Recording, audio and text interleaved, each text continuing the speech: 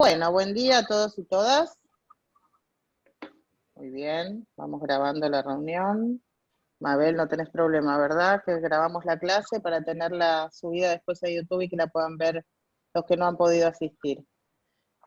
Bueno, les presento a Mabel Burín, la licenciada Mabel Burín, que principalmente le agradecemos muchísimo el haber podido cambiar su fecha de clase, ya que la licenciada Buisel Quintana no podía hoy, así que aceptó amablemente cambiar la clase, así que posibilitó que no nos perdamos una clase del curso, así que muchas gracias en principio.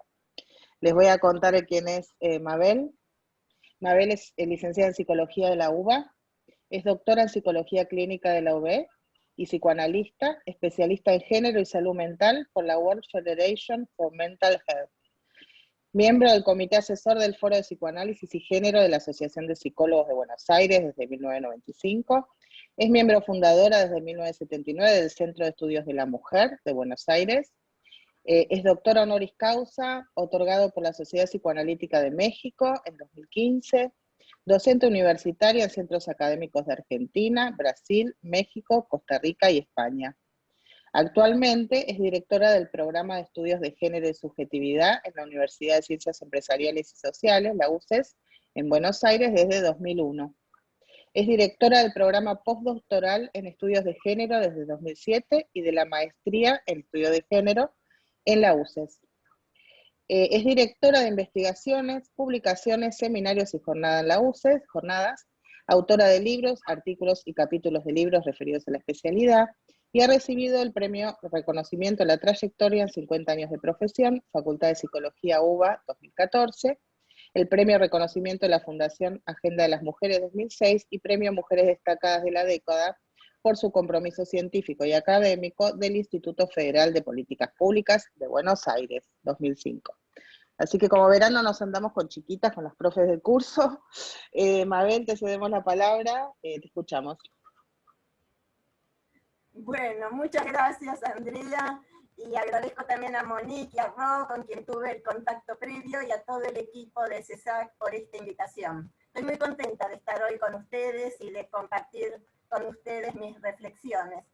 Como comentó Andrea en mi currículum, yo vengo del campo académico y del campo psicoanalítico. Entonces, esas van a ser las modalidades que encuentren en mi exposición de hoy. Esta reunión voy a hacer en primer lugar una parte expositiva, o sea, yo voy a exponer y plantear conceptos, reflexiones, investigaciones que hice, y luego daremos lugar a un diálogo entre todas las que quieran comentar su experiencia o preguntarme algo, en fin, será la segunda parte de nuestra reunión.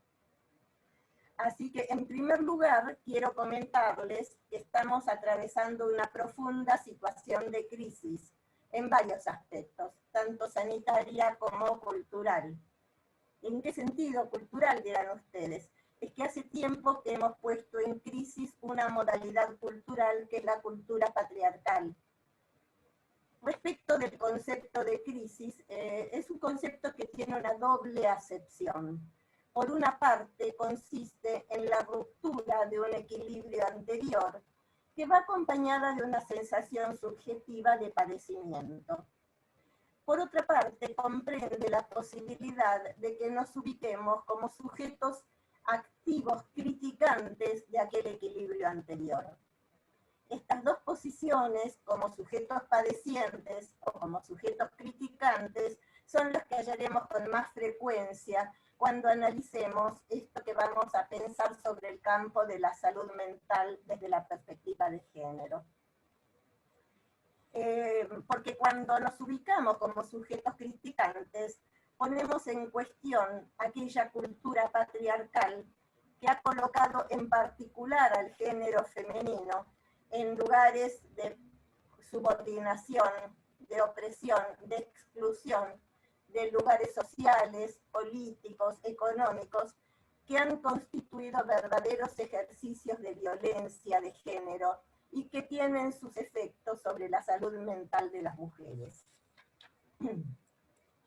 Entonces, voy a plantear dentro de la crisis la puesta en crisis de la cultura patriarcal, una modalidad de hegemonía cultural que se ha mantenido hasta ahora y que se está resquebrajando, que es esa modalidad de plantear una lógica binaria que determina estereotipos de género femeninos y masculinos, estereotipos que por a veces su inflexibilidad, su rigidez, provocan verdaderas condiciones de vida enfermantes para quienes lo padecen.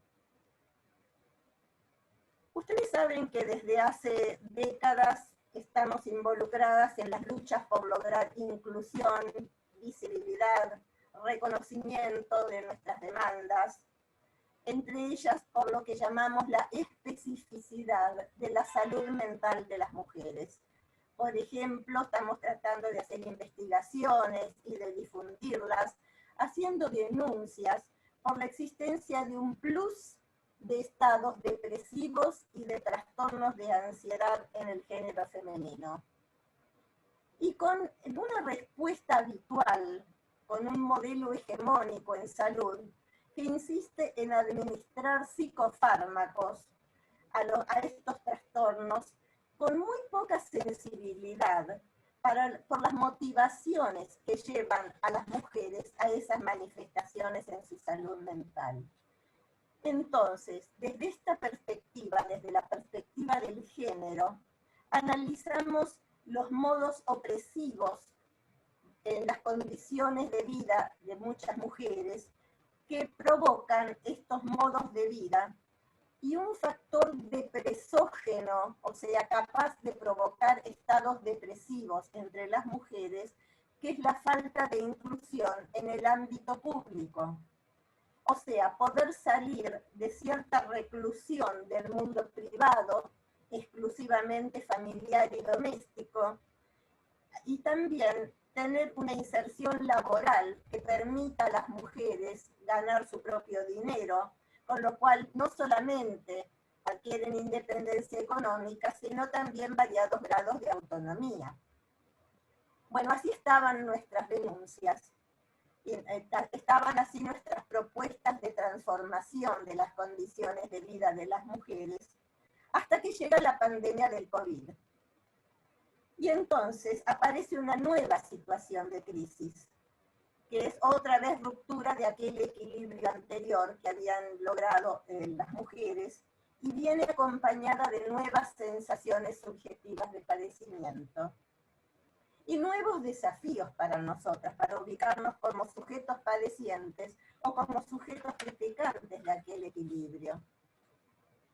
Y esto lo observamos en aquellas mujeres que ponen bajo la lupa sus condiciones de vida anteriores, que estaban basadas en esa disposición para mantener el equilibrio y la armonía familiar, flor de exigencia para las mujeres, y que debido al confinamiento deben suspender esa posición, una posición que es social, familiar y subjetiva a la vez. Como por ejemplo, fíjense lo que ha ocurrido con las abuelas cuidadoras de sus nietos, que habían encontrado en esa posición de atender a las necesidades de sus nietos una significativa satisfacción en sus vidas. Y especialmente cuando se trata de mujeres mayores que han cultivado rasgos tradicionales para los cuidados familiares. Y también encontramos una puesta en crisis a raíz del COVID en aquellas mujeres más jóvenes que en su vida familiar tienen chicos chiquitos a su cuidado y que se han visto desbordadas por el trabajo de cuidados, no solo cuidados personales, sino también educativos con sus chicos. Y entonces con esto aumentó su falta de descanso, la irritabilidad, la tensión en los vínculos familiares, y especialmente estas mujeres empezaron a realizar demandas más intensas con todos los miembros de la familia, para sostener los vínculos familiares un poco más en paz.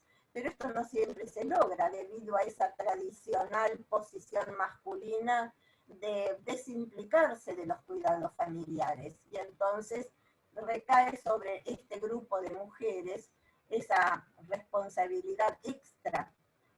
Entonces, con estos nuevos desequilibrios y con la sobrecarga física y mental, se acentúan otra vez aquellos factores de riesgo para la salud mental de las mujeres.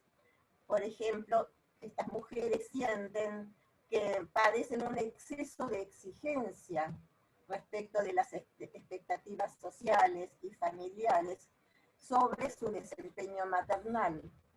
Esto les genera sentimientos de vulnerabilidad para sufrir estados depresivos, de ansiedad, miedos, fobias de todo tipo, y vuelta al recurso de los psicofármacos con la pandemia de COVID. Con lo de los psicofármacos me refiero al aumento de ansiolíticos, antidepresivos, hipnóticos, que son remedios para dormir, debido a insomnios, pesadillas y otros trastornos en el sueño.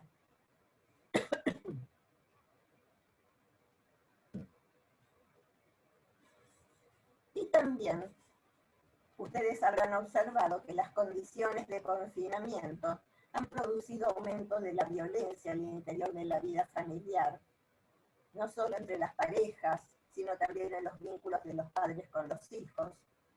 Y en todas estas situaciones se trata de tensiones y conflictos que ya existían antes, no es que se inventaron ahora a raíz del confinamiento, pero que ahora se agudizan, se agigantan por las condiciones de crisis debido a estas convivencias forzadas, a veces en tiempos y espacios que se ven obligados a compartir y que son distintos de los tiempos y espacios que se compartían anteriormente. Porque antes de la pandemia y del confinamiento, por lo menos las mujeres tenían la posibilidad de entrar y salir de estas situaciones de confinamiento. En cambio, el forzamiento a la convivencia en espacios cerrados les provoca sentimientos que muchas mujeres expresan como de estar atrapadas, sin posibilidad de movimientos, que hasta entonces les permitía lograr ciertos grados de autonomía. Si a esto le suman el agobio y el cansancio de aquellas mujeres que además de tener compromisos familiares y domésticos, tienen que atender exigencias laborales, porque esto de la doble jornada de trabajo no se ha reducido para la mayoría de las mujeres. Entonces el resultado es que se tensan al máximo las reservas psíquicas que venían sosteniendo hasta entonces. Y esto da lugar a estallidos de violencia o a manifestaciones psicosomáticas que expresan su malestar.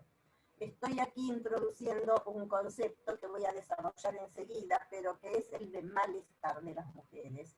O sea, la propuesta con este concepto de malestar es no psicopatologizar estos malestares que son resultado de determinadas condiciones de vida, que producen estos rasgos que son enfermantes.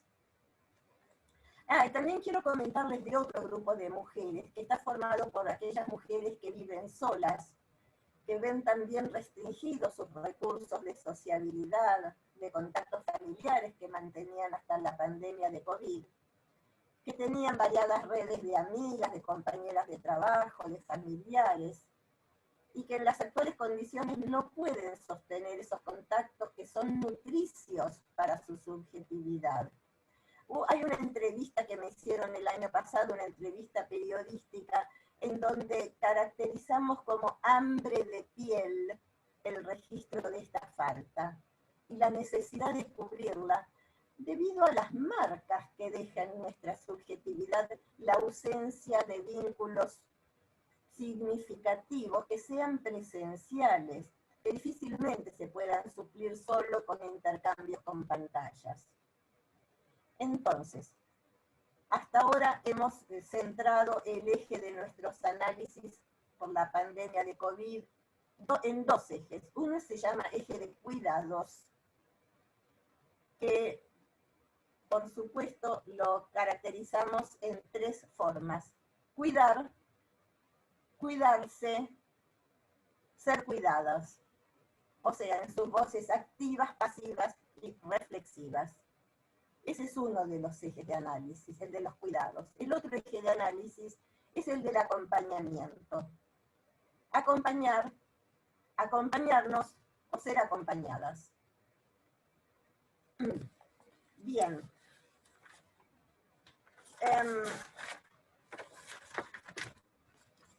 Les comenté recién que había un concepto que es acerca del malestar,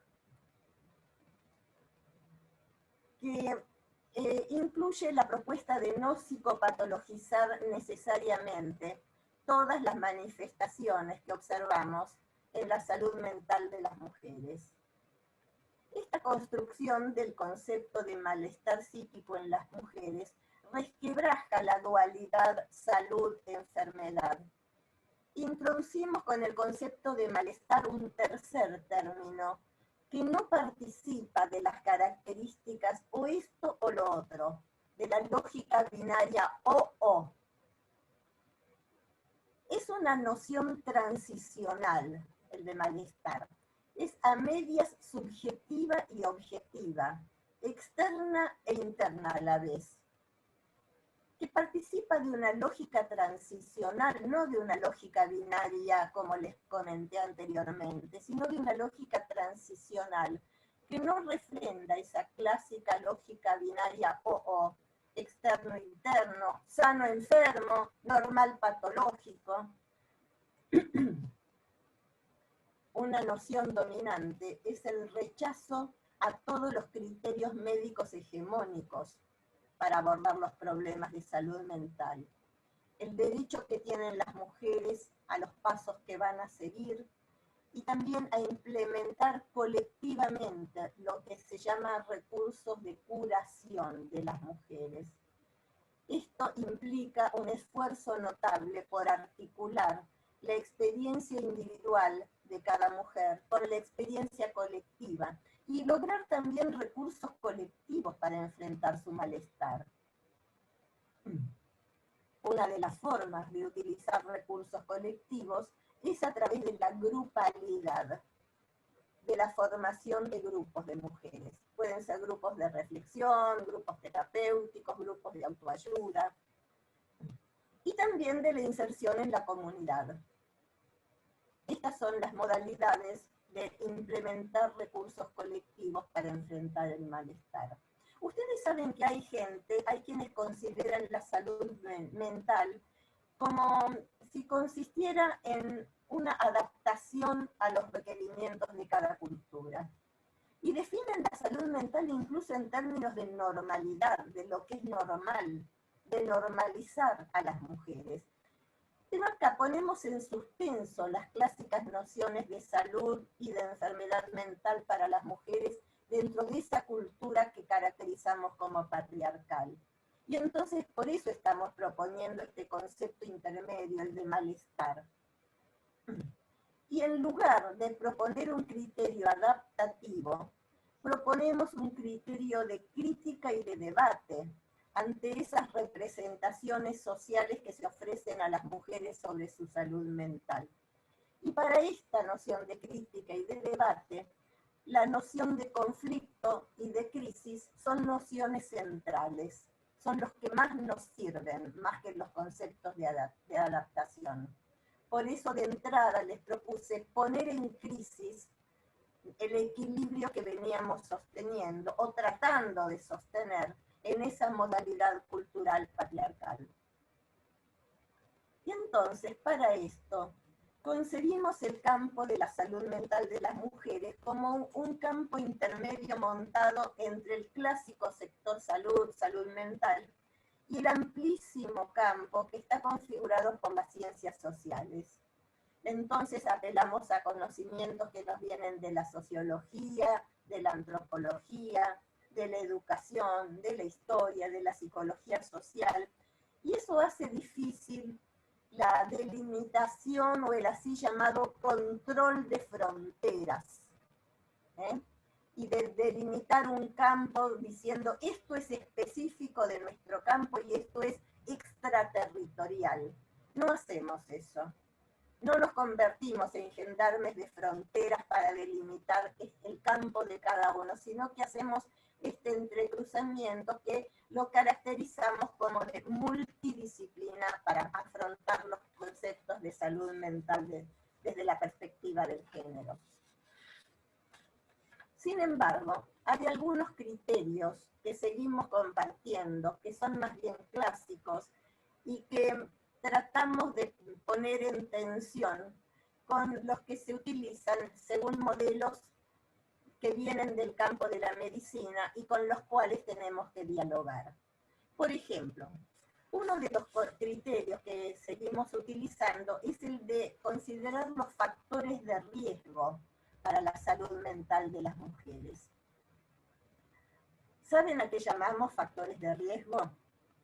Llamamos así a esa situación o al conjunto, más bien conjunto de situaciones que ofrecen una probabilidad mayor al promedio de provocar estados de malestar o, según el concepto clásico, de enfermedad mental en las mujeres.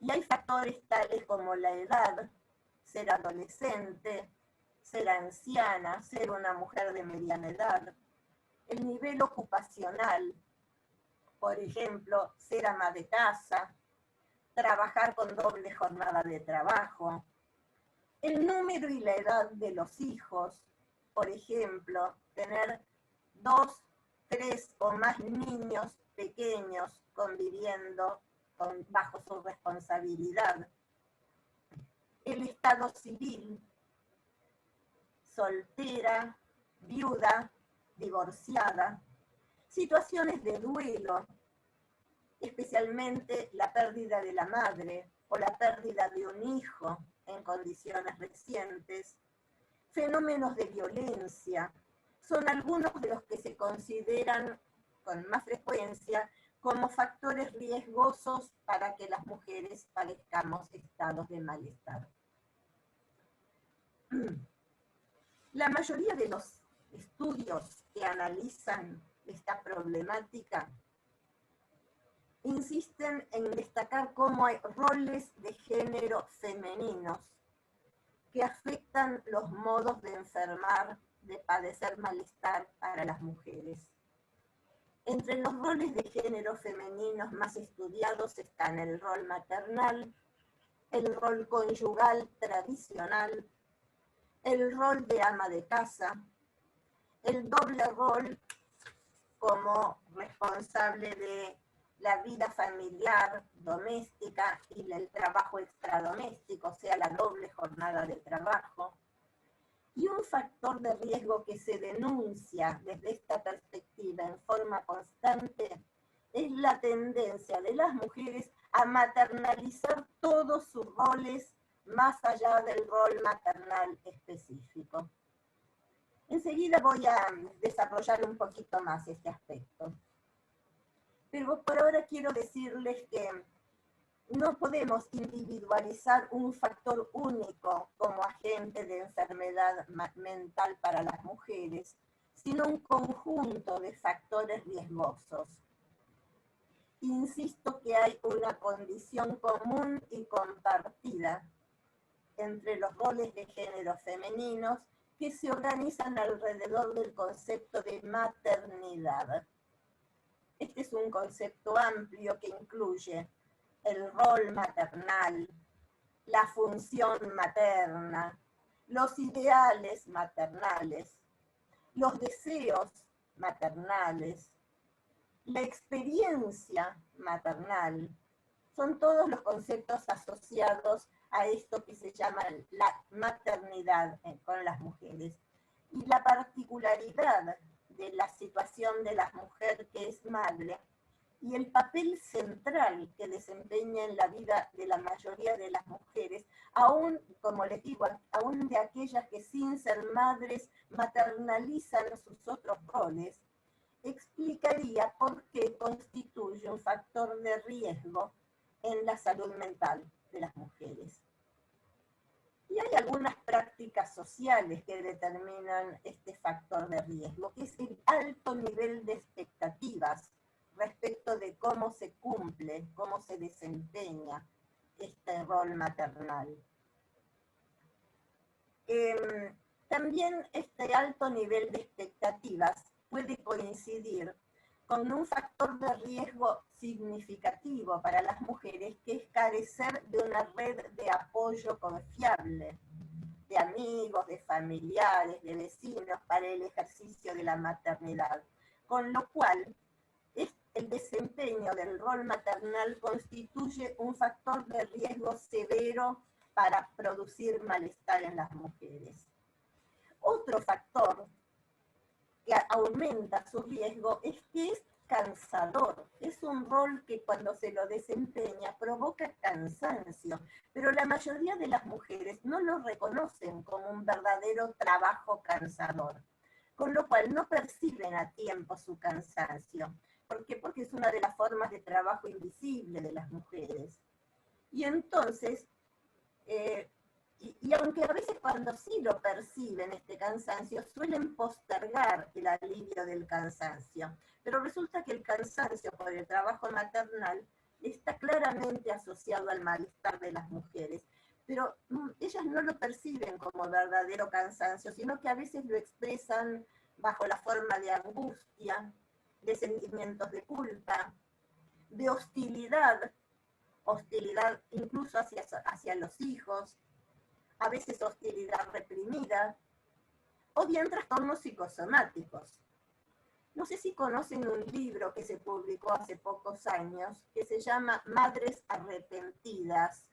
El libro es de una socióloga israelí que se llama Orna Donat. Así, Orna Donat. Se los voy a escribir en el chat el nombre.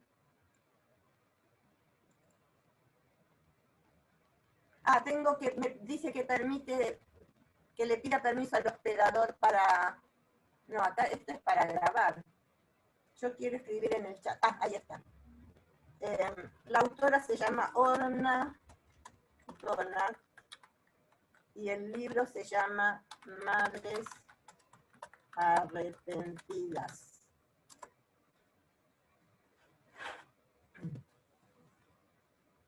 A ver, acá hay una persona.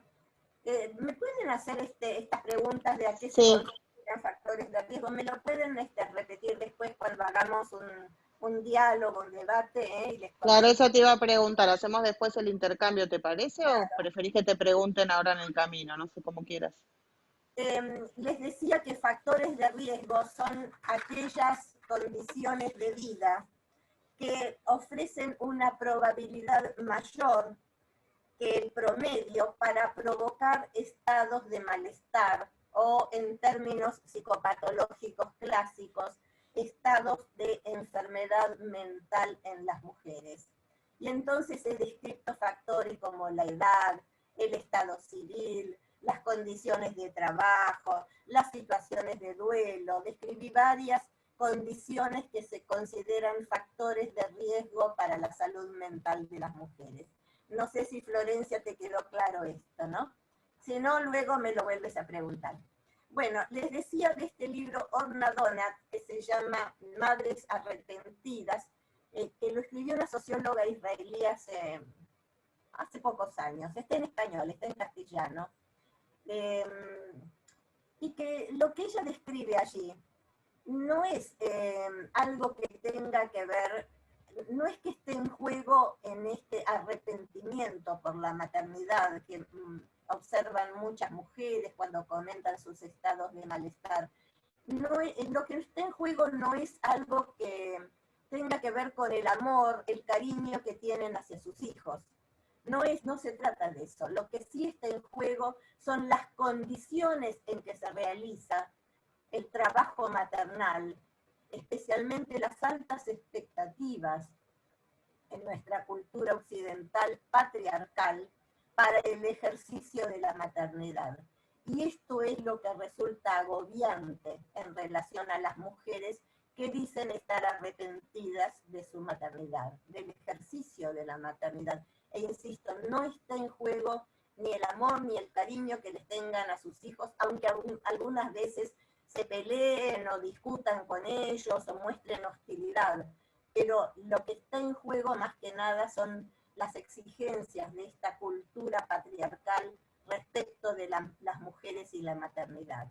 Especialmente un ejercicio de la maternidad cuando se hace en condiciones exclusivas y excluyentes a cargo de las mujeres. Eso es lo que vuelve dificultoso y factor de riesgo al rol maternal. Entonces les decía sobre el cansancio por el ejercicio de este rol.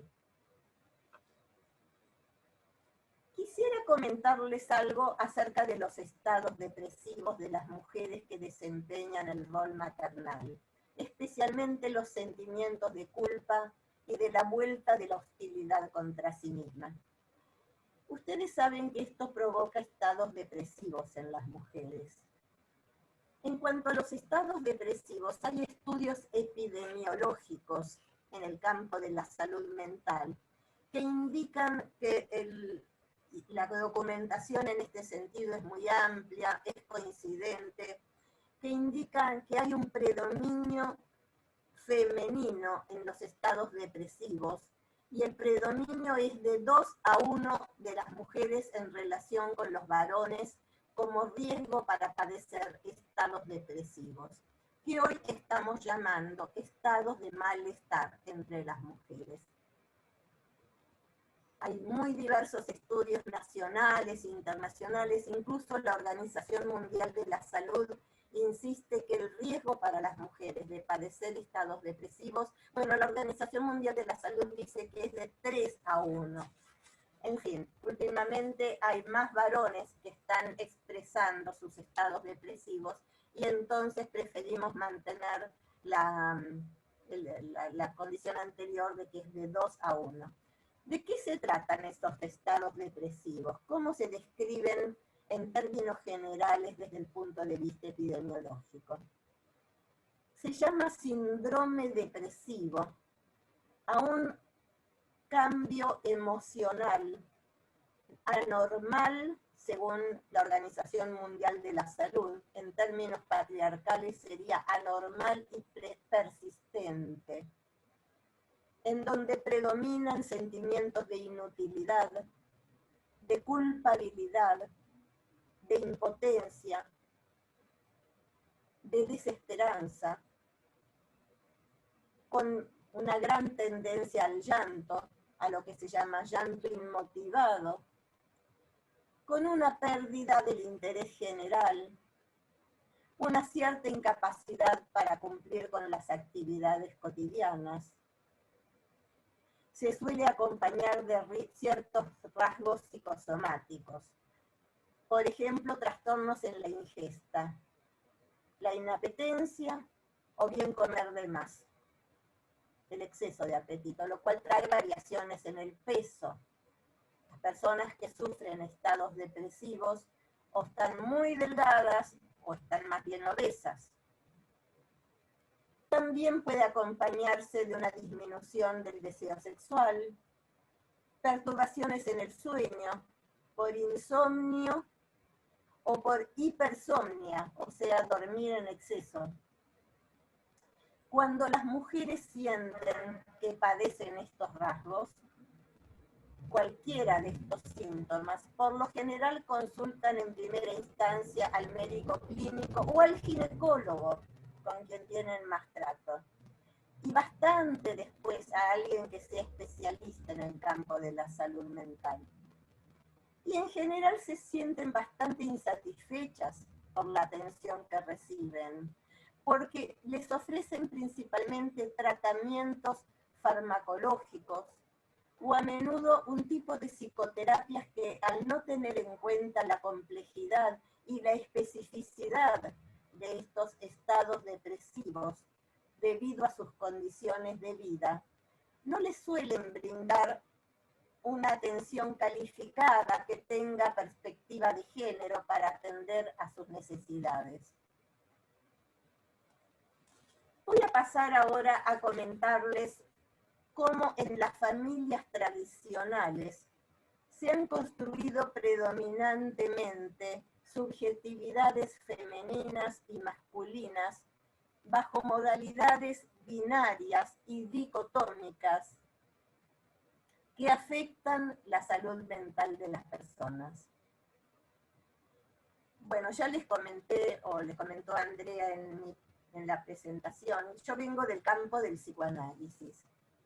Y entonces solemos utilizar predominantemente desde este campo la teoría psicoanalítica de las identificaciones, así se llama. La teoría de las identificaciones tempranas. Es una teoría amplia, compleja, es un conjunto de hipótesis, no es una sola. Voy a hacer un recorte bastante limitado aquí de esta teoría, que se refiere a lo que se llama adquirir la identidad de género.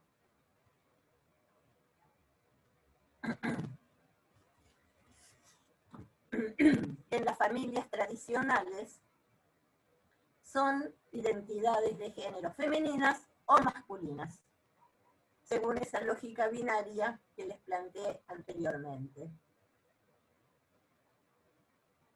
Entonces, sobre la base de las identificaciones tempranas que realizan niñas y varones en nuestra cultura patriarcal, ocurre que en tanto las madres suelen ser el progenitor principal, el encargado, la persona encargada predominantemente de los cuidados personales, las niñas pueden identificarse en forma directa, inmediata con sus madres. En cambio, los niños no tienen esa misma posición respecto de los padres. ¿Por qué? Porque en tanto la identidad femenina, la así llamada identidad femenina, en los términos más convencionales, más clásicos, tiene sus orígenes en la identificación con una madre, con una experiencia de cercanía cuerpo a cuerpo en el vínculo materno, la identidad masculina en sus formatos tradicionales, clásicos, no se define por una identificación con el padre, sino que a menudo incluso la ausencia del padre en la estructura familiar habitual no significa que los niños no aprendan la masculinidad ni los roles masculinos. Pero el tipo de identificación que realizan es diferente. Las niñas realizan lo que Nancy Chodorow llamó una identificación personal con la madre. Van entrelazando aspectos, procesos afectivos y el aprendizaje del rol con la madre. En cambio, los niños realizan una identificación posicional con algunos aspectos del rol masculino. En la descripción que hace Nancy Chodorow, les escribo el nombre de esta autora en el chat.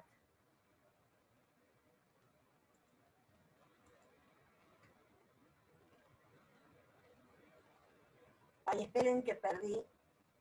Acá.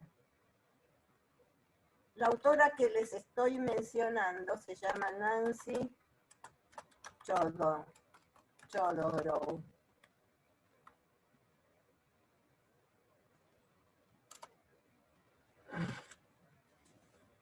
Esta autora dice que mientras las niñas realizan esta identificación personal con las mamás, los varones realizan una identificación posicional.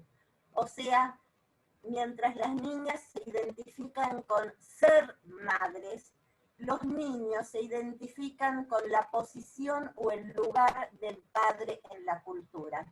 Les estoy hablando de una cultura patriarcal, donde están nítidamente estereotipadas los lugares de la madre y del padre, la madre al interior de la vida familiar y doméstica, el padre en la vida extrafamiliar, extradoméstica. Entonces, la identificación de la niña es de índole personal. Incorporan rasgos de personalidad, de conducta, de actitudes, valores de la otra persona. En cambio, para los varones, la identificación es posicional.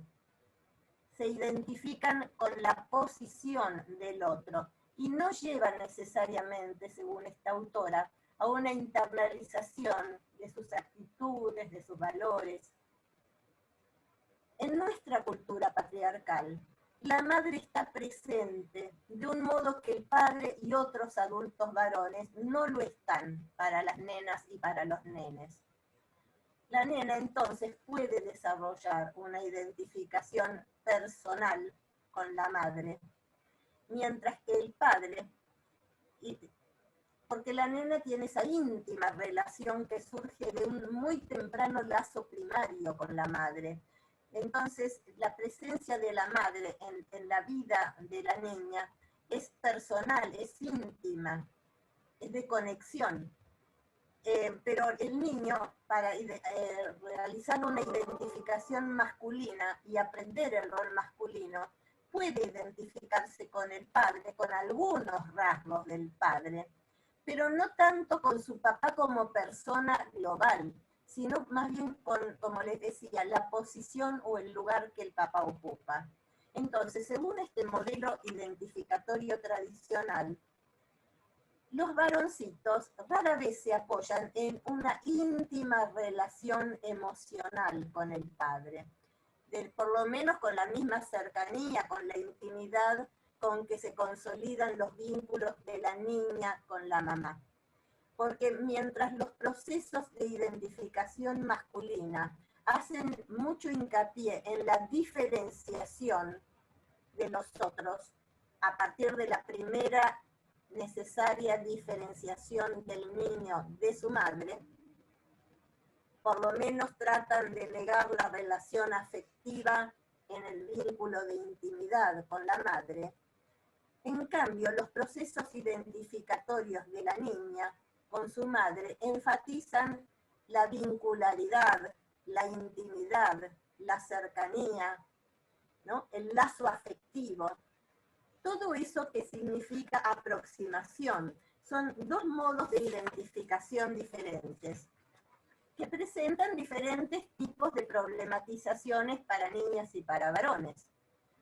¿Por qué? Porque un resultado de esto es que la masculinidad y el rol masculino tradicional parecen más inalcanzables debido a la distancia del rol paterno. Y por lo tanto, en la familia parecen más idealizables, mientras que la femineidad y el rol femenino siempre parecen muy tangibles, muy reales, muy concretos, debido a la presencia cercana de la madre hacia sus niños.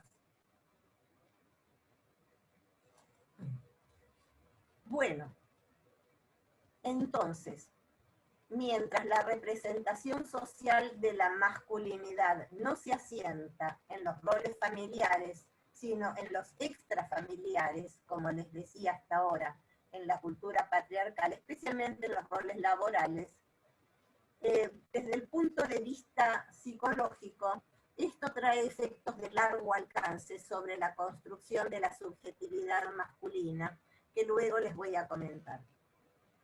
Desde el punto de vista psicológico, se ha caracterizado en el ejercicio de la maternidad algo que se llama la función materna. ¿En qué consiste la función materna? Parecería una función que hasta ahora tendría que cumplir las siguientes capacidades. En primer lugar, la función nutricia, de alimentación. En segundo lugar, la función de sostén emocional, la contención. En tercer lugar, la función de cuidados personales. Eso que quizás ustedes conozcan un autor que se llama Winnicott, no sé si lo conocen, Donald Winnicott, les pongo el nombre de este autor aquí en el chat.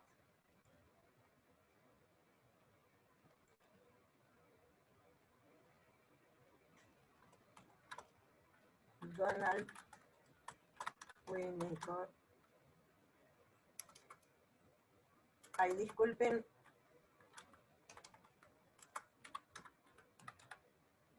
Donald Winnicott Donald Winnicott es un autor que difundió sus teorías más que nada después de la Segunda Guerra Mundial. A ver, para describir estas funciones maternas, y sigo con la consistencia de la puesta en crisis de la cultura patriarcal, después de la Segunda Guerra Mundial, en que las mujeres habían salido a ocupar lugares de trabajo extradomésticos, debido a que la mayoría de los hombres en nuestra cultura occidental habían ido a la guerra. Entonces las mujeres salieron a ocupar los espacios que hasta ese momento, espacios no familiares, sino, no solo familiares, sino también laborales, que hasta ese momento habían ocupado los varones. Entonces, cuando termina la Segunda Guerra Mundial, es necesario que las mujeres puedan volver a sus hogares y dejar esos espacios laborales a cargo de los varones que venían de la guerra o que estaban tratando de reinsertarse de alguna manera en las sociedades en las que vivían. Y resulta que por esa época hubo una movida cultural importante, ustedes la conocerán bastante en el campo educativo, pero también desde el punto de vista psicológico, en que empezaron a perfilarse una cantidad de teorías psicológicas, entre ellas la de Winnicott, que hablaba de la especificidad de la función materna imprescindible, necesaria para la crianza de los niños. Entonces, hacia fines de los años 40 y principios de los años 50, se produjo en el mundo occidental un fenómeno que se llamó el baby boom, o sea, un aumento muy significativo de nacimientos, porque las mujeres pasaron nuevamente a vivir en contextos familiares y domésticos y a volver a desear tener hijos. Mabel, disculpa, ¿sabes que se escucha mal? A ver si podés como ajustar algo del audio porque... ¿Qué pasa? ¿No se sale entrecortado? Sí. Quizás si apago mi cámara puede resultar mejor. No sé. A ver, voy a intentar. Hasta acá se escuchaba mejor, pero ahora... Ahora está fallando el audio. Sí, un poco. A ver. Déjenme que apague mi cámara a ver si así se escucha mejor. Probemos.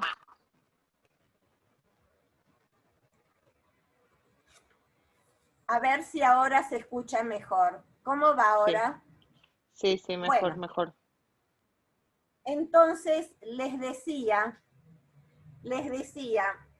que a raíz de la necesidad de que las mujeres vuelvan a querer ser madres y ocuparse del trabajo maternal, se produjeron una cantidad de descripciones sobre lo que Winnicott llamó la madre suficientemente buena, o sea, la mujer que se pone uno a uno con las necesidades del bebé para proveer a sus cuidados, a su contención emocional, etc. Surge la teoría de Bowlby sobre los cuidados maternos y la salud mental. Bowlby es un autor que desarrolló la teoría del apego materno-filial como favorecedor de la salud mental de los niños. En fin, proliferan una cantidad de teorías psicológicas que tratan de volver a las mujeres a la especificidad de su rol maternal después de la guerra. Bueno, entonces, voy a acelerar un poquito la descripción de lo que estaba planteando con este planteo acerca de los roles de género femeninos tradicionales dentro de la cultura patriarcal que podrían provocar estados de malestar en las mujeres, los así llamados estados depresivos. En primer lugar, el rol doméstico o de ama de casa. Ustedes saben que es un rol muy poco prestigioso en nuestra sociedad, porque como no produce bienes objetivos, no supone que sea un trabajo remunerado. Eso contribuye a que sea un trabajo de bajo estatus social, especialmente para mujeres de sectores medios urbanos que han tenido oportunidades educativas y que encuentran que ser solo, como dicen ellas, amas de casa, les implica condiciones de vida frustrantes. Disculpen, ¿se escucha bien ahora? ¿Me pueden seguir bien? ¿Sí? Y Bueno. sí, Entonces, estas condiciones de vida frustrantes provocan hostilidad, pero a diferencia de los varones, que cuando sienten hostilidad la externalizan hacia afuera y se ponen agresivos y a veces violentos, para las mujeres, cuando sienten este tipo de frustración que deviene en hostilidad, la hostilidad, en vez de dirigirse hacia afuera, es dirigida contra sí misma. Y esta vuelta de la hostilidad contra sí misma es uno de los factores más determinantes de los estados depresivos entre este grupo de mujeres amas de casa, que se expresan bajo la forma de autorreproches, de autoculpabilización. Dicen, bueno, seré que yo no he sido capaz de hacer otras cosas, seré que no pude desarrollarme como hubiera querido, y se autoculpabilizan por las limitaciones en su rol como amas de casa. Esto en primer lugar. En segundo lugar, ustedes saben que el trabajo de ama de casa es relativamente invisible.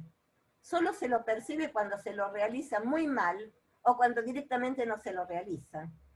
Y entonces esta invisibilidad provoca incertidumbre entre este grupo de mujeres respecto de que sean reconocidas como trabajadoras.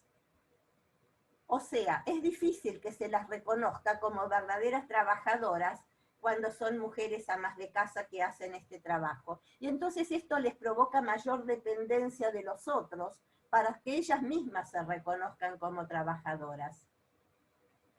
En tercer lugar, saben que este trabajo de ama de casa se realiza en general en condiciones de rutinización, de rutina, de aislamiento social.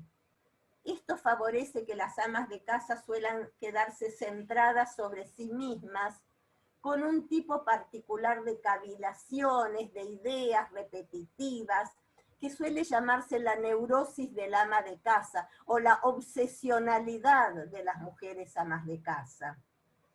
A veces las mujeres amas de casa tienen un trabajo extradoméstico y trabajan incluso a medio término, pero suelen tener una posición menos satisfactoria que sus compañeros, que sus maridos, tanto en cuanto a lo que ganan, como a las posibilidades de tener situaciones de satisfacción laboral.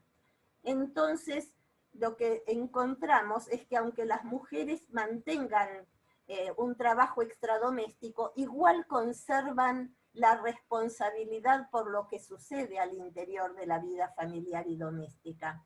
Y aun cuando cuenten con ayuda doméstica, en Latinoamérica es muy común tener una empleada que ayude en la casa, igualmente estas mujeres conservan esta responsabilidad y hacen un trabajo de gerenciamiento de lo que sucede en la vida familiar y doméstica. Y aún ustedes saben que cuando las personas tenemos un solo tipo de trabajo, si ese trabajo nos resulta insatisfactorio y no tenemos otro trabajo alternativo al cual dirigirnos, las condiciones de frustración, de hostilidad y de vuelta contra sí misma, esta hostilidad, son mucho mayores que si tenemos dos fuentes de satisfacción o de gratificación, como es, por ejemplo, el trabajo familiar, doméstico y un trabajo extradoméstico, en donde, bueno, si uno no nos va bien, podemos encontrar satisfacción laboral en el otro. El trabajo de gerenciamiento o el trabajo de directo de ama de casa también produce situaciones de cansancio entre las mujeres que expresan como sensaciones de tensión, de agotamiento, de estrés, que suelen manifestarse como bajo expresiones psicosomáticas. El me duele acá, me duele allá, es típico de este grupo de mujeres amas de casa.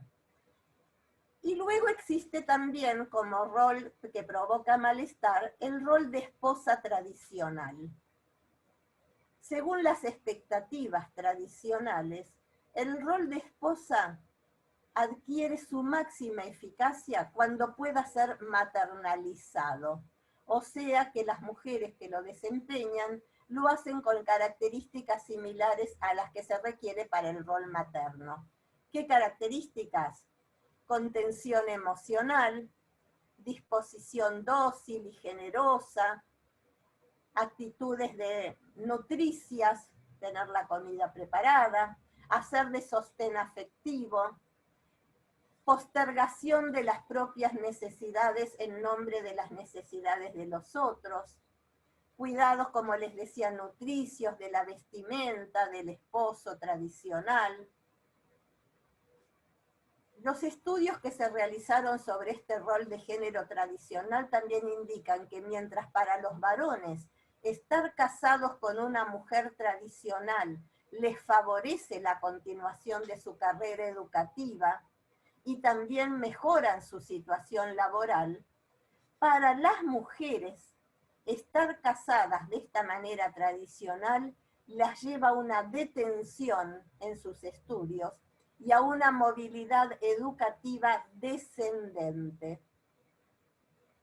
Las esposas tradicionales que tienen algún trabajo extradoméstico remunerado suelen demandar una distribución más equitativa de las responsabilidades afectivas y domésticas que cuando es una conyugalidad tradicional, y esto actuaría, un trabajo extradoméstico en las esposas tradicionales, actuaría como factor de protección contra esos estados de malestar.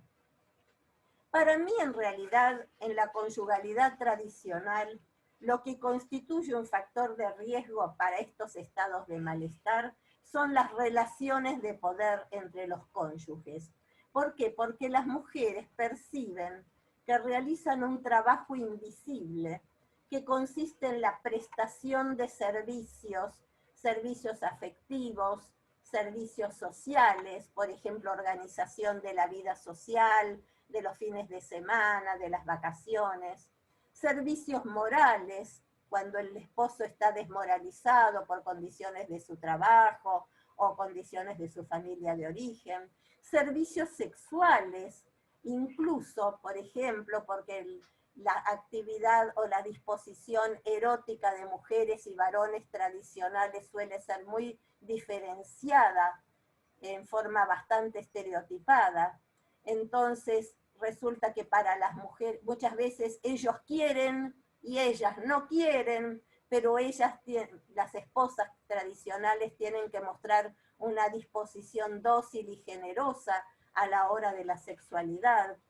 En fin, por diversas cuestiones que ellas consideran que hacen una prestación de servicios para los cuales no hay ningún reconocimiento. O sea, se trata de un trabajo, lo estoy caracterizando más que como rol de esposa tradicional, como el trabajo gratuito, el trabajo invisible que desarrollaría una mujer en estas condiciones, que representaría una situación en la cual una persona de estatus social más bajo desarrolla una actividad que es considerada trivial para otra persona que se ubica en una posición más elevada.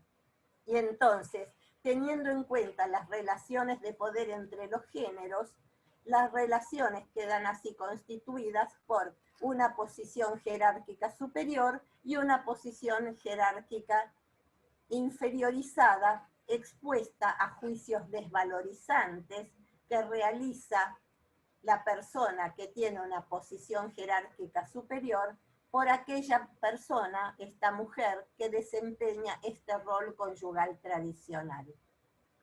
Esto, por supuesto, como entenderán, es un factor de riesgo para padecer condiciones de malestar.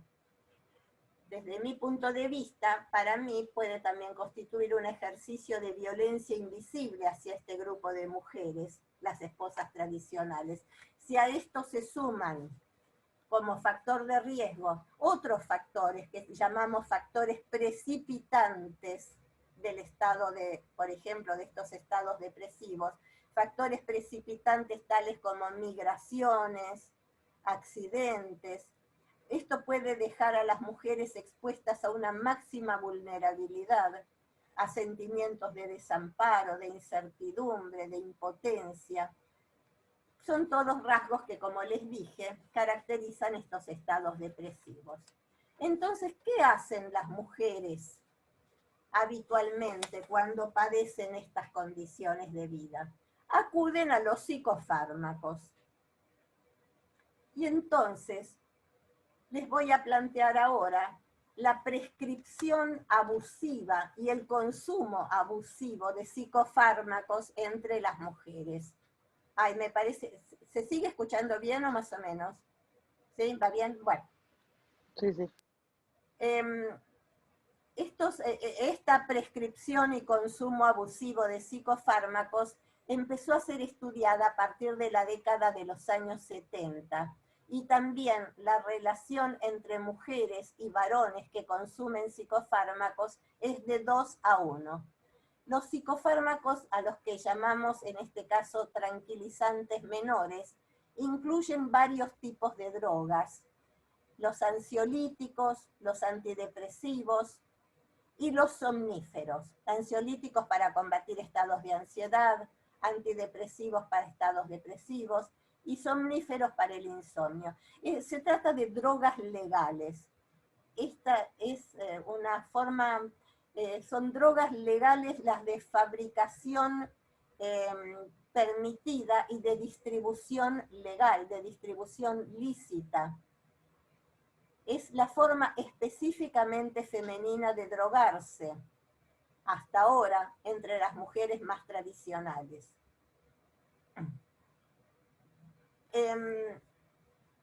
En algún momento se las consideró como drogas maravillosas, porque parecía que tenían todas las ventajas y ninguna de las desventajas de las drogas que se habían utilizado hasta el momento anterior de descubrirse esta, porque las drogas que se usaban anteriormente podían producir en su consumo una hiperdosificación que podía provocar la muerte. Estas drogas, llamadas benzodiazepinas, no provocan estos estados mortíferos, pero sí provocan adicciones. Y hay lo que se llama una pauta de consumo cuando se trata de drogas, que es que la relación de mujeres a varones recetados con estas drogas es de 2:1, como les decía. ¿Y cómo se explica este fenómeno? Es que los síntomas de ansiedad o de tristeza o de tensión o de enojo que expresan este grupo de mujeres hacia sus condiciones de vida se han vuelto cada vez más medicalizados en nuestra cultura, han obtenido el estatus de enfermedad. Y nuestro sistema de salud, un sistema hegemónico, tiende a visualizar estas reacciones emocionales como si fueran patológicas y responde ofreciendo estas drogas para enfrentar lo que se llama la enfermedad. Y las mujeres mismas son percibidas como que son el problema porque parecen débiles, dependientes o emocionalmente incontrolables y necesitadas de ayuda para enfrentar sus problemas. Y a mí lo que me resulta llamativo es cómo las mismas mujeres han internalizado estereotipos de su fragilidad, de su vulnerabilidad, de su inadecuación y de la idea de que tienen que acudir al médico para buscar ayuda. Y aunque muchas veces muy oscuramente perciben que estos psicofármacos no son una solución para sus problemas, parecería que solo pueden someterse a esta prescripción médica y conformarse con obtener repetidamente una y otra vez la misma receta después de cada consulta, y a menudo cada vez en dosis crecientes porque se puede producir la habituación a estos medicamentos. Entonces lo que ponemos en cuestión, lo que ponemos en crisis, es la actitud patriarcal con que se trata el malestar de las mujeres, porque más que buscar la causa que originan los síntomas, se apunta a darles una droga que rápidamente los acalle, los silencia estos síntomas. Entonces les pregunto, si compete al sistema médico atender a las consultas derivadas por problemas que se expresen incluso como trastornos de salud, o quizás no sea de incumbencia del sistema médico, sino del sistema social más amplio en donde este sistema médico se inserta. Entonces, la propuesta es ampliar los criterios, los recursos de salud mental sin reducirlo a los estrechos límites del sistema de salud dominante. Bueno, esto es lo que les quería plantear por ahora. Si quieren que abramos un diálogo entonces y vemos cómo nos va con el audio ahora. Y ahora se escuchaba mal otra vez. No sé. Bueno, entonces apago entonces la cámara otra vez. ¿Sí? Mira, si querés, déjalo prendido. Escucho como un eco también. Te planteo lo que estaba en el chat. Dale. O si querés, no sé si querés leerlo vos, y después sí, que la gente te pueda preguntar, o sea, directamente.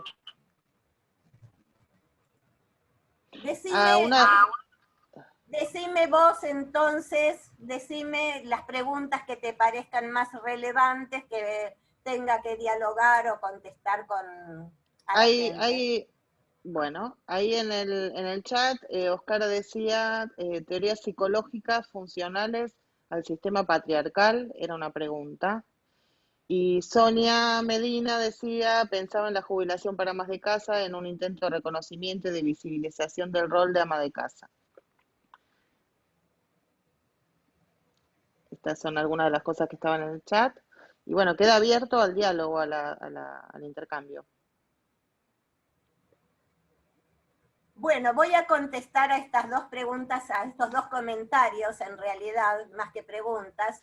Estoy de acuerdo con quien comenta que estos desempeños de roles de género femeninos tradicionales que provocan tanto malestar en las mujeres ha sido funcional a esta cultura patriarcal que hoy ponemos en crisis, que estamos cuestionando y poniendo en debate.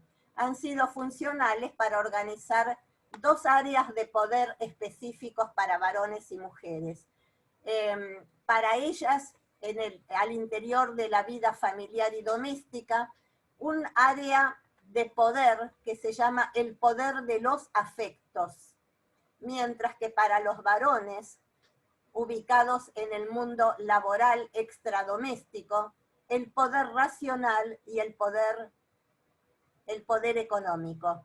Y como les decía, esto ha traído efectos de largo alcance en las condiciones de malestares para mujeres y para varones. Hoy me dediqué más que nada al malestar de las mujeres, pero si quieren en algún otro momento puedo también trabajar con ustedes los malestares específicos de los varones, debido a esta inserción dentro de nuestra cultura patriarcal, de qué sufren los varones y cómo enfrentar, cómo gestionar el malestar de los varones.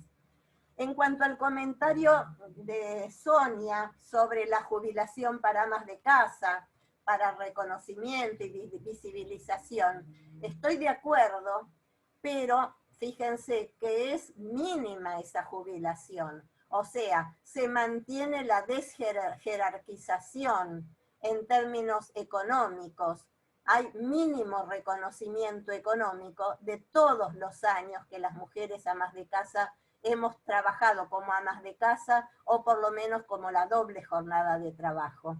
Últimamente hay una aproximación a un reconocimiento a las mujeres que han tenido 2 o más hijos, también desde este punto de vista.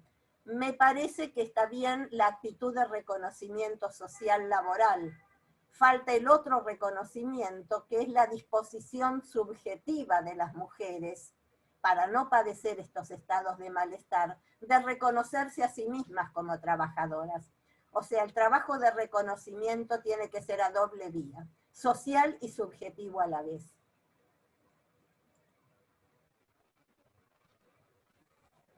Ahí levantamos la mano una de las compañeras, si quiere tomar la palabra. Hola, buenas tardes.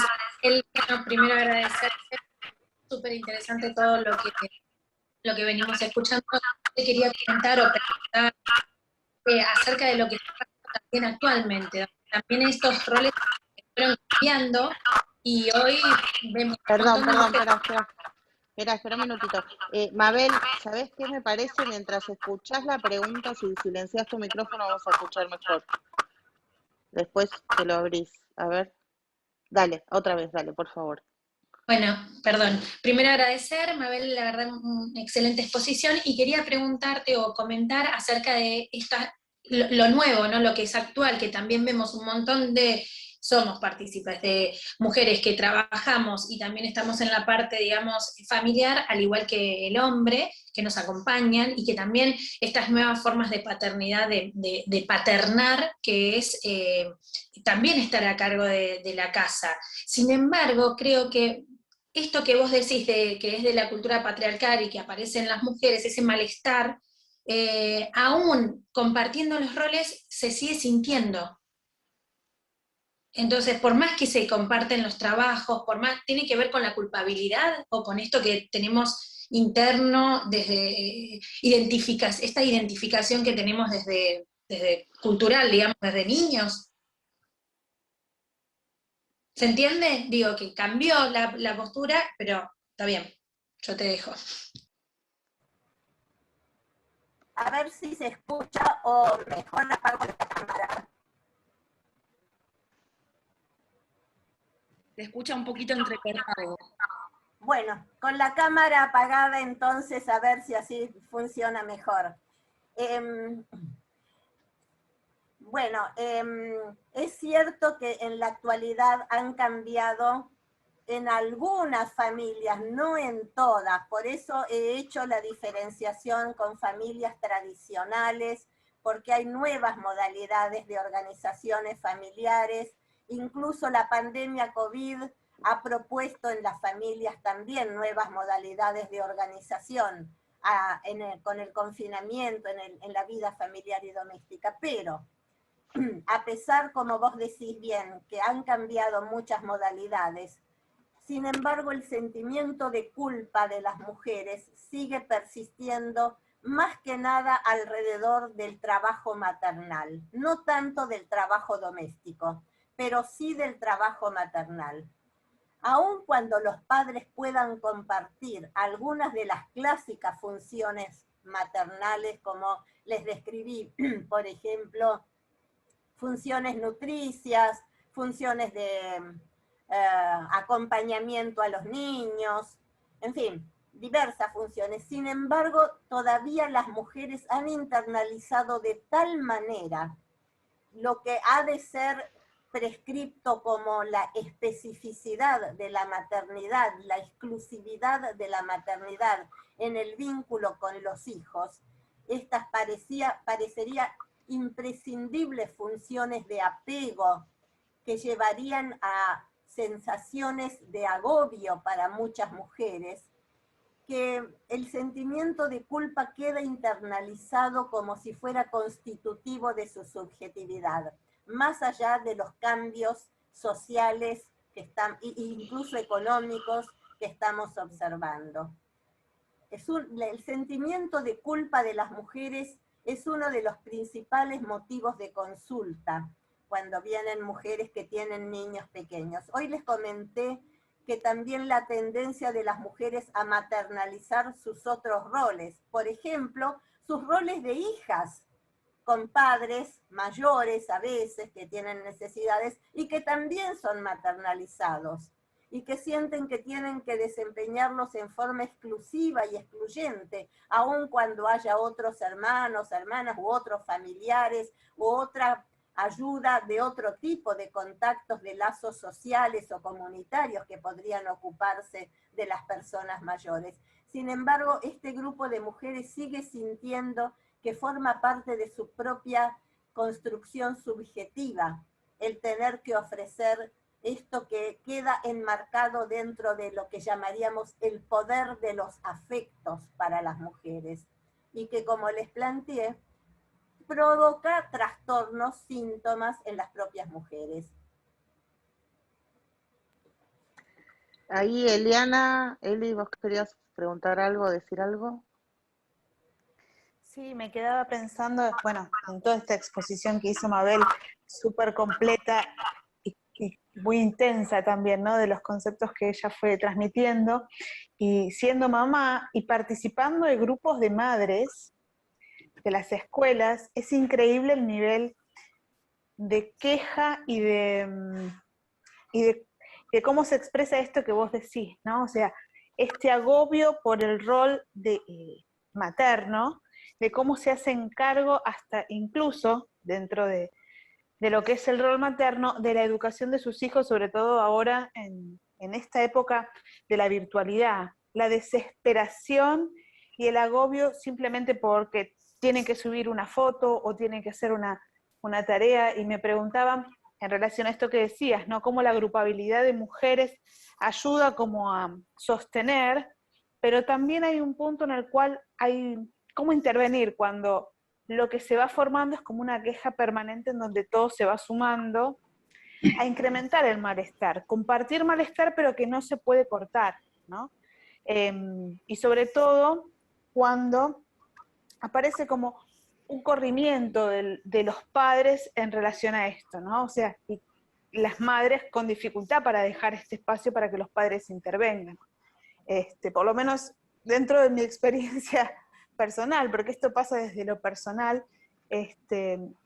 veo como muchas mujeres conflictuadas en este punto con estas situaciones. Queja, dificultad para correrse y padres que no están presentes ahí para poder ayudar a compartir este rol. Cómo intervenir, cómo acompañar, cómo pensar desde ese lugar para hacer algo distinto, ¿no?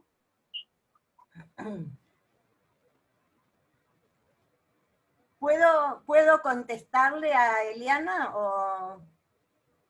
Sí, sí, claro, ¿Sí? claro, Mabel, sí. Bueno, sí,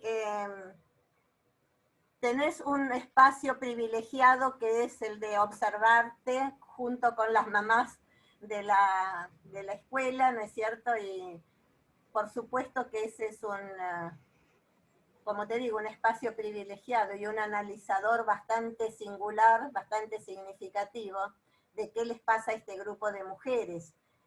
Lo que vos llamás de la queja permanente, claro, mientras nos mantengamos en el contexto de la queja, es poco lo que se puede hacer para cambiar las cuestiones. Cuando les hablé de la perspectiva del género aplicado a estas problemáticas, una de las claves de la perspectiva de género es incluir una propuesta de transformación en nuestras condiciones de vida.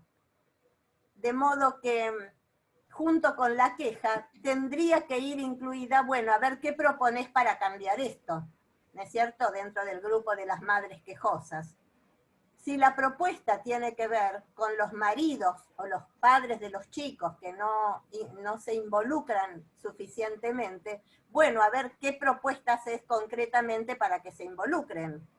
O sea, ocupar una posición activa ante la crisis, y no, como les dije al principio, como sujeto padeciente, sino como sujeto que pone en crítica, en debate y aporta ideas de solución a lo que está sucediendo. Porque desde los estudios de género no solo cuestionamos, no solo denunciamos lo que sucede, sino que además tenemos que tener un nivel propositivo. O sea, tenemos que aportar criterios de cambio, de transformación, e insistir para que se produzcan, convencer a los otros para que estos cambios se produzcan. Y por supuesto, vos te preguntás si las mamás no se corren lo suficiente como para dejar a los hombres en este lugar. Sí, es cierto. Hay muchas mujeres que dicen, no le dejo al bebé, no dejo que alce al bebé porque se le va a caer. ¿Pero qué? ¿Acaso a las mujeres no se nos caen los bebés también a veces cuando los tenemos en UPA? Se nos caen muchas veces, pero si se le cae una o dos veces a un varón, queda como mucho más expuesto a la crítica o a la burla o a la desconsideración que si nos pasa a las mujeres. Entonces, bueno, habrá que practicar más veces e insistir con modalidades de crianza que sean más compartidas. En cuanto a esto de que vos decís las mamás, las mujeres que no dejan el espacio, si se trata de mujeres que han encontrado un único lugar de satisfacción o de desarrollo personal, como amas de casa o en el lugar maternal, a veces es muy difícil renunciar a estos espacios porque no tienen otras fuentes alternativas de gratificación. Entonces nuestra intervención consistirá en proponerle otras fuentes alternativas que de entrada pueden parecerlas tontas o sin sentido, con poca gracia, a comparación de lo intenso que es el trabajo maternal o el trabajo familiar. Esto que alguna autora llamó en nuestra cultura patriarcal las maternidades intensivas. Ejercer la maternidad en forma intensiva. Entonces, claro, una puede proponerle otras cosas a esas mujeres y les puede parecer que no tienen mucho sentido psíquico para ellas. Sin embargo, tenemos que insistir y en la grupalidad probablemente encontremos más posibilidades de que se potencien unas a otras en los ensayos para ofrecerse entre sí alternativas para que no sea exclusiva y excluyente el ejercicio maternal con estas mujeres. Por otra parte, vos mencionaste lo de tu posición personal. Cuando hacemos estudios de género hemos desarrollado desde el feminismo de los años 70, nos hemos nutrido de nuestras prácticas activas en el feminismo desde los años 70 y hemos desarrollado dos conceptos claves. Uno de nuestros lemas es hacer visible lo invisible, es lo que estamos tratando de hacer. Y otro que es, lo personal es político, o sea, tu posición personal respecto de lo que observás y la descripción de lo que observás es también político. Estamos pensando en una política de subjetividades que se desplieguen de otras maneras, más amplias, más flexibles, no tan rigidificadas por estereotipos de género, que puedan, por el mismo ejercicio de estas posibilidades, combatir de alguna manera los estados de malestar de las mujeres y que no tengan que recurrir a los psicofármacos para silenciar su malestar. Gracias. Mabel, te leo, nos queda muy poquito tiempo, 5 minutitos. Te leo del chat un par de cosas. Bárbara decía, me resulta muy interesante el concepto de malestar femenino, centrarnos en las mujeres. Sin dudas, me resultaría muy interesante seguir escuchando a la doctora Burini, escuchar acerca del malestar de los varones. Excelente escucharla como siempre. Y dice, ¿existen investigaciones acerca de las familias donde los padres son dos varones o dos mujeres? ¿Qué nos podés recomendar? Y pregunta también Patricia Jorge si existe evidencia de que todo esto se juegue de modo diferente en sociedades más igualitarias, como se supone son las sociedades nórdicas, por ejemplo. Sí, perdón, yo quisiera hacer una pregunta también. ¿Cómo? Que yo quisiera hacer una pregunta también.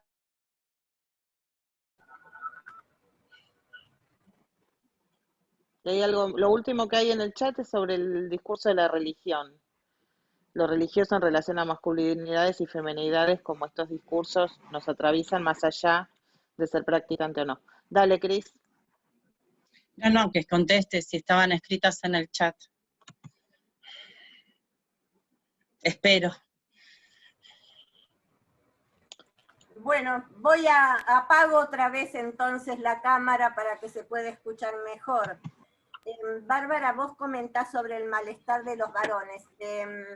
Hay bastante estudiado sobre condiciones de malestar para los varones. He escrito un libro en el año 2000, qué barbaridad, hace 21 años ya,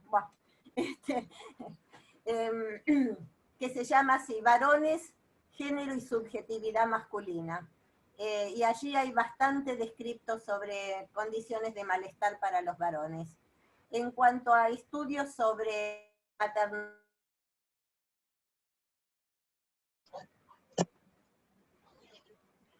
¿qué pasa? Se cortó, ¿no? Se cortó un poquito, sí. A ver de nuevo. Bueno, voy de vuelta entonces. Cuando la paternidad o la maternidad la ejercen dos varones o dos mujeres. Sí, hay muchos estudios que indican, no sé qué pasa que se corta, no sé cómo resolverlo. No, sí, pero te escuchamos bien ahora, Mabel. Sí, sí. Dice, está bien, bueno, cuando la maternidad o la paternidad la ejercen dos varones o dos mujeres. Hay muchos estudios que se están realizando, que si quieren les busco la bibliografía, si tienen interés, la bibliografía correspondiente para ver cómo es el ejercicio de la parentalidad cuando se trata de parejas de un mismo sexo. Y el comentario que hacía sobre sociedades más equitativas, como son las sociedades del norte europeo, tengo bastante contacto con un tipo de sociedad, que es la sociedad sueca. Porque les explico por qué. Bueno, porque una de mis hijas está casada con un sueco. Entonces, por eso conozco y he visitado, aunque ellos no viven en Suecia, pero muchas veces visito a mi familia política en Estocolmo, en Suecia. Entonces tengo referencias muy directas que a pesar de que las sociedades del norte europeo han adquirido un nivel de democracia también en los vínculos y en los estereotipos entre los géneros, sin embargo, persiste en las culturas nórdicas también esa tradicionalidad de atribuir a las mujeres el trabajo de amar y de cuidar. Así lo menciona una autora islandesa que se llama Anne Jónasdóttir. Luego les escribo el nombre y el título del libro y el estudio que ella hizo. Islandia forma parte junto con Suecia, Noruega, Dinamarca, Finlandia, los así llamados democracias avanzadas, los países del norte europeo. Y en su libro, en su investigación, Anne Jónasdóttir indica que el patriarcado se mantiene en esos países, ya no por ofrecer igualdad de oportunidades a las mujeres en términos de laborales o en términos de inserción política, social o económica, sino en seguir esperando de las mujeres que se desempeñen a cargo del trabajo de amar y de cuidar. O sea, Anne Jónasdóttir, esta autora, habla de la explotación emocional que se hace de las habilidades emocionales que todavía conservan las mujeres para esto que llama el trabajo de amar y de cuidar. En otro momento, si quieren, se los comento más a fondo. Y si les parece bien, ahora les pongo en el chat el nombre de esta autora.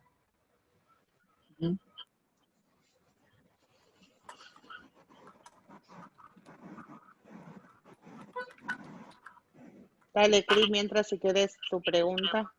Bueno, gracias Mabel por lo compartido, muy interesante, de identificación varias. A mí me resultaría interesante pensar cómo estos roles invisibilizados en las mujeres, en este caso hoy, impactan en la crianza de los hijos, cómo los hijos muchas veces reproducen o crecen con determinadas características en su modalidad vincular hacia el afuera, y que nosotras podemos ver después en nuestra consulta, en cómo aprenden, en cómo crecen y en cómo se desarrollan.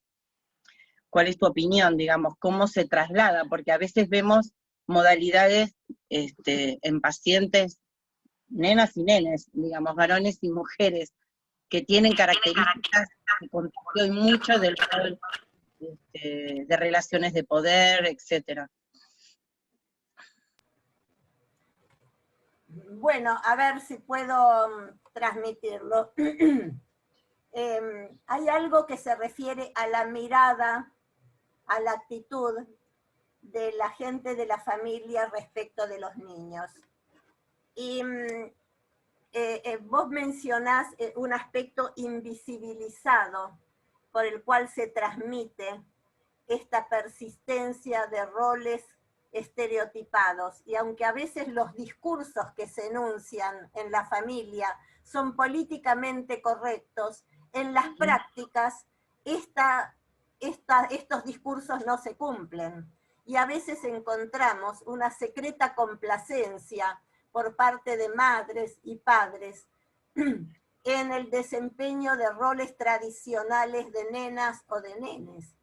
De manera que hay una dicotomía entre aquello que se enuncia, que se supone que es lo correcto, y aquello que se transmite en forma invisibilizada, que es a través de la mirada, de gestos, en fin, todo aquellos aspectos de los estilos comunicacionales en una familia que están por fuera de la comunicación verbal específica. Entonces creo que en esas familias hay que prestar atención a esos aspectos de los vínculos familiares, a lo que queda invisibilizado, pero que lo he mencionado como una secreta complacencia de los miembros de la familia hacia los estereotipos de género más convencionales, que reproducen relaciones de poder entre los géneros, o a veces al interior de un mismo género, pero esto tendríamos que plantearlo de otra manera. Y acá hay una compañera que planteó acerca de la religión en cuanto a los estereotipos de género, que no mencioné anteriormente.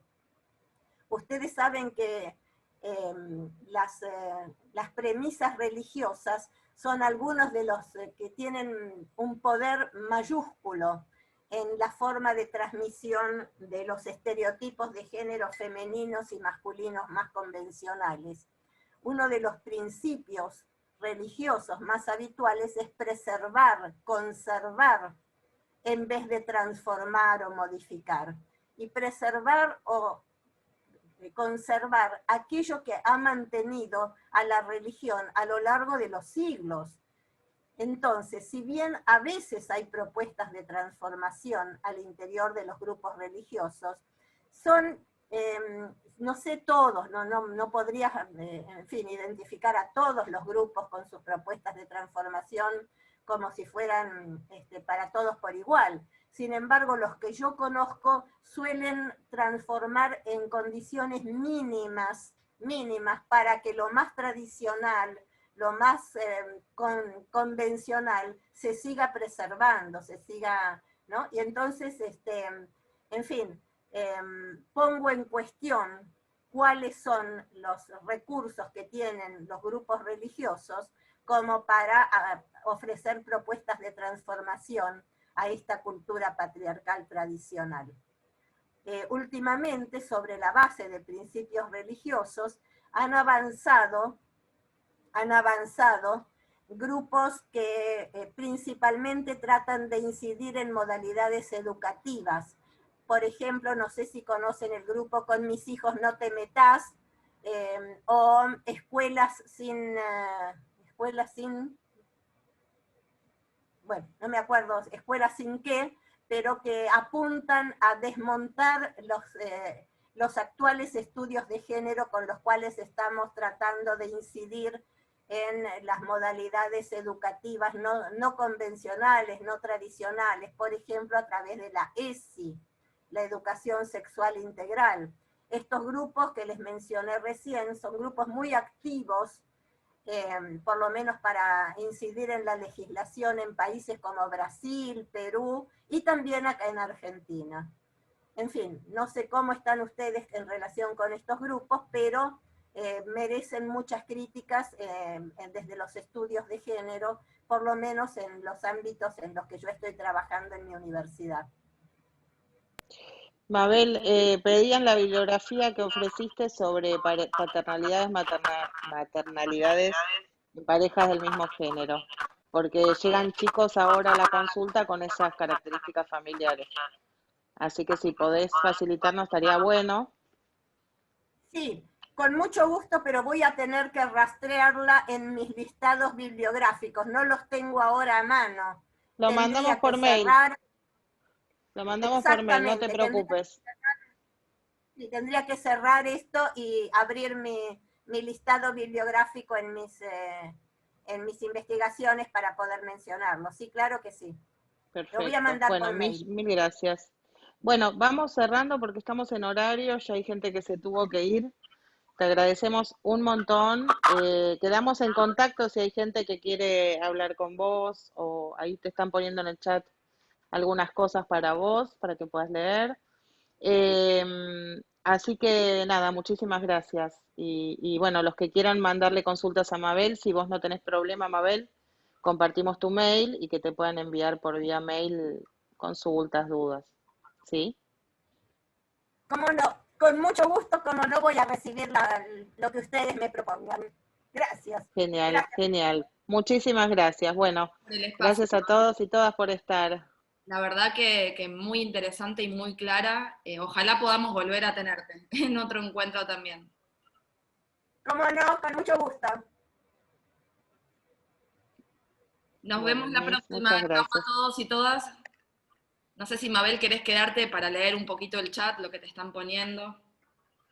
Sí, sí que hay varias